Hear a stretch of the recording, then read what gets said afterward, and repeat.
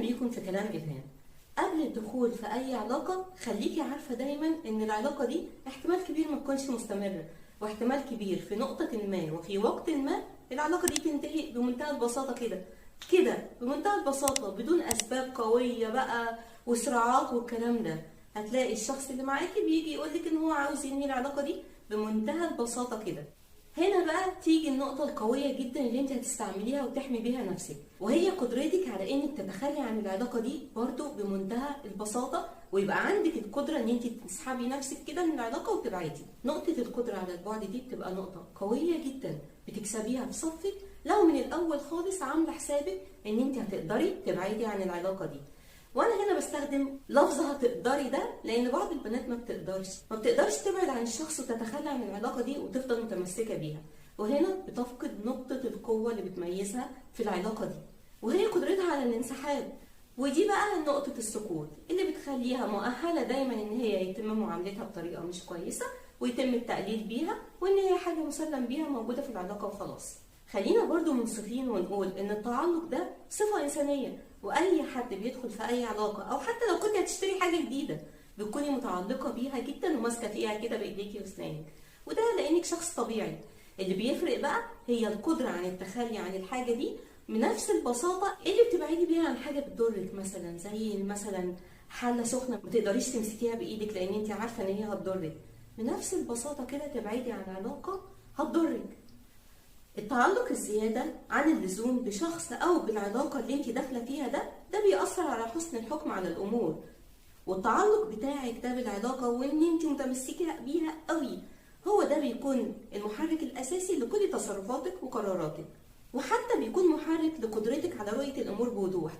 بتبقى الصورة قدامك ملخبطة كده ومشوشة، والرؤية بتاعتك مش واضحة ومش قادرة تحددي بالظبط هل العلاقة دي علاقة كويسة بالنسبة لك ولا علاقة سامة. لما تكوني متعلقه بشخص قوي ده حرفيا بيخليكي حاسه ان انت لا يمكن تعيشي من غير الشخص ده، هو الاكسجين بتاع حياتك، وده بيخليكي تبالغي في رد فعلك على اي حاجه بتشوفيها انها مصدر تهديد للعلاقه دي بالشخص ده، وتشوفي ان اي تغيير من ناحيته في طريقه المعامله معاكي او بعده شويه عنك انها مساله حياه او موت بالنسبه لك، وان ده هيخليكي خلاص بكره الصبح كده هتموتي، لا مش بكره، ده دلوقتي هتموتي لو هو عامل معاكي التصرف ده. ولكن الحقيقه اللي اقدر اقولها لك بمنتهى الوضوح والقوه كده ان انت عمرك ما هتموتي بدون الشخص ده. والله شخص عادي جدا دخل حياتك زي ممكن يكون قبله او بعده هيدخل حياتك تاني، وانه لو بعد عنك مش هتموتي ولا حاجه. اي شخص ممكن استبداله واي علاقه ممكن استبدالها لو كانت علاقه مؤذيه ولو كانت بتاثر على نفسيتك انت.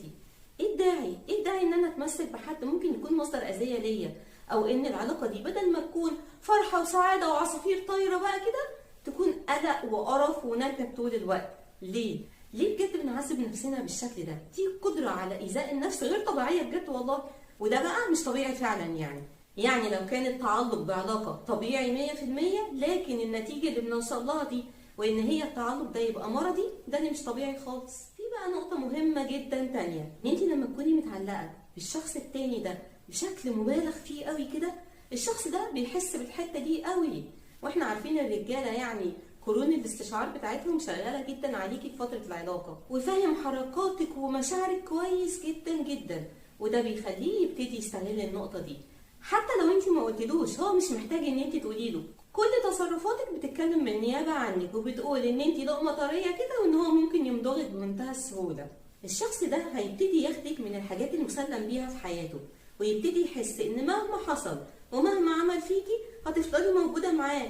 يعني هي هتروح فين؟ ما هي موجوده على طول، مهما اعمل فيها هي لازقه كده ما بتبعدش ابدا. ابهدلها اوكي مفيش مشكله بتسامحني، اروح اخونها عادي جدا بترجع تسامحني تاني وعلاقتنا بترجع عادي. هيعمل لك اعتبار ليه؟ هيبذل اي مجهود ليه عشان يحاول يحافظ عليكي؟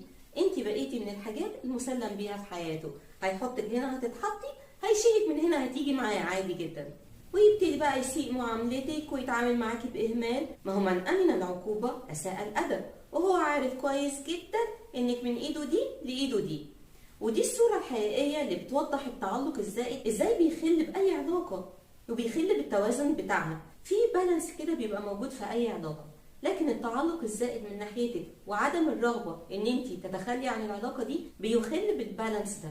لكن قدرتك على البعد وارادتك القوية ان انت لو حصل اي حاجة في العلاقة دي ممكن تبعدي عنها، ده اللي بيعيد التوازن للعلاقة دي وبيخليها كده ثابتة مش مهزوزة. انت بقى اللي بتساعدي نفسك انك تجهزي عقلك الباطن علشان يدرك ان العلاقة مش دايما، وانها ممكن تنتهي في اي لحظة، وتبقي دايما على استعداد لده، ان العلاقة دي تنتهي يعني. ولو انتهت انك تقدري تبعدي وعندك القوة للبعد ده بيدي اشارة للشخص التاني ان انت شخص قوي كده ومتزن، متزن عاطفيا وعقليا، وانه مش من السهل ان هو يتلاعب بيكي ويتلاعب بمشاعرك، وان انت في نقطة ما ومع تصرف ما بمنتهى البساطة ممكن تنسحبي من العلاقة دي، عكس بقى ما هو كان عامل في حسابه ان انت كده taken for granted، واي حاجة هيعملها انت هتوافقي عليها وتقولي حاضر انا من ايدك دي لايدك دي. لا خالص، خليكي الشخص القوي اللي يقدر يقف ويدافع عن نفسه ويدافع عن مشاعره ويدافع عن حقوقه في العلاقة، وان انت ما تكونش مالكيش اي حقوق. غلط جدا ان انت تحسسي اللي قدام ان انت متنازله عن كل حقوقك في العلاقه دي، لا، لازم يعرف ان انت ليكي حقوق، وان من واجبه ان هو يحافظ على حقوقك دي، ومن ضمن حقوقك دي المعامله الكويسه والاحترام وعدم الغش وعدم الخيانه، دي من ابسط حقوقك في العلاقه دي. والاحساس ده لو وصل له اكيد دي نقطه قوه تتقل جدا حجمك في الميزان بتاع العلاقه دي، وتخلي التوازن اللي مطلوب موجود. واكيد كلنا بنسعى ان احنا نحقق التوازن ده في العلاقه بتاعتنا، وان محدش ابدا يستغلنا ويستغل مشاعرنا. عشان كده مهم جدا زي ما انا قلت ان في جزء كده من التفكير انت مغلفاه كده ومخبياه في جزء ورا قوي من عقلك، ان ممكن العلاقه دي في اي وقت وتحت اي ظروف تنتهي كده بمنتهى البساطه، وان انت في وقت من الاوقات هتضطري تبعدي عن الشخص اللي انت روحك فيه حرفيا ده. بس مع ايه؟ مع ان انت تبيني له ان انت مش كده خالص، وان انت قويه، وان انت ثابته على ارض قويه من تحتك. والارض القويه دي هي ثقتك في نفسك وفي كرامتك اللي انت لازم تكوني دايما محافظه عليها. وعشان كده يا ايها البنات الجميله، قبل ما تدخلي في اي علاقه اعملي حسابك ان ممكن العلاقه دي تفشل وما تستمرش. وفي نقطه اخيره عايزه بس اوضحها كده، ان انت مش شرط تبعدي من العلاقه دي جسديا، يعني مش انت نفسك كده تبعدي عنه وما تبقيش معاه خالص، لا، انت ممكن عقليا تبعدي من العلاقه دي، يعني تكوني مجهزه عقلك كده ان في حته منك بعيده عنه، ما تبقيش متعلقه بيه قوي. يعني نفسيا مهما كانت قوه تعلقك بالشخص اللي قدامك ده وان روحك فيه، خلي كده عقلك دايما يقولك لا مش للدرجه دي، هنبعد شويه كده علشان الدنيا تتظبط، وتحافظي على العلاقه بتاعتك فيها توازن. يعني تخليكي بالقرب من الشخص ده عادي جدا، لكن نفسيا تكوني بعيده عنه شويه عشان التوازن اللي انا بقول عليه ده يحصل. يا ريت اكون وضحت النقطه اللي انا بقصدها وتكونوا فهمتوا انا اقصد ايه. نبطل بقى يا جماعه نحس ان العلاقات الشخصيه دي علاقات unconditional غير مشروطه، لا، كل العلاقات علاقات مشروطه، وكل العلاقات لو حد من الطرفين اخل باحد الشروط دي نعمل حسابنا ان احنا نمشي من العلاقه دي وما نبصش ورانا نهائي. بعزه وكرامه كده، لو عملت كده هتحس بالقوه، تحس ان انت من جواكي قويه، مش الشخصيه المكسوره بقى المهانه اللي قبل الاهانه والظلم خالص. اوعي تحسي من جواكي ان انت كده ابدا، دايما قويه، ودايما راسك مرفوعه لفوق، ودايما اللي قدامك عامل لك الف حساب، وكل ما تعملي كده بتزيدي في عينيه اكتر، ويحس اكتر واكتر ان انت قد ايه شخصيه تستاهلي ان هو يبذل عشانك بقى الغالي والنفيس، وان انت حاجه كده مفروض تتبروزي وتتعاملي ارقى معامله. وهنا بقى هو اللي هيبتدي يخاف ان هو اللي يخسر. واتمنى ان انا اكون فدتكم، واي حاجه قلتها دلوقتي ساعدت ولو حتى حد واحد فيكم بس انه يوصل لحاجه ما كانش فاهمها، او تحط رجله على الطريق الصحيح اللي ما كانش عارف يوصل له لوحده. واشوفكم في حلقه جايه من كلام الهام، وجايبه لكم معايا كلام مفيد وجميل ومهم جدا. استنوني.